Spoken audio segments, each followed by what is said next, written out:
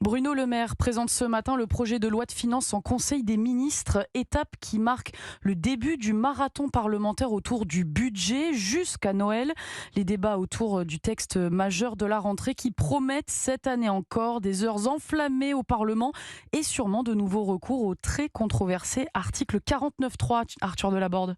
Oui, l'année dernière, il avait fallu pas moins de 10 49.3 pour faire adopter le budget et la tâche s'annonce aussi difficile pour la version 2024. Faute de majorité absolue, depuis plusieurs semaines, le gouvernement prépare d'ailleurs les esprits à un nouveau passage en force.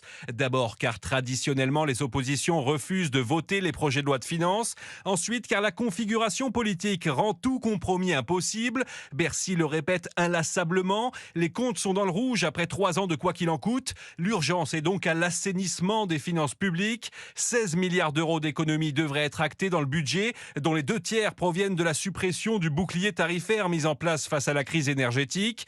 Or, ces arbitrages ne satisfont personne en dehors de la Macronie. Les LR jugent les économies insuffisantes, tout comme le RN qui voit en plus une soumission à Bruxelles, tandis que la gauche dénonce, elle, le retour de l'austérité. Arthur Delaborde pour Europe 1 est le ministre de l'économie qui compte trouver 12 milliards d'euros d'économies par an, notamment dans le budget de la sécurité sociale.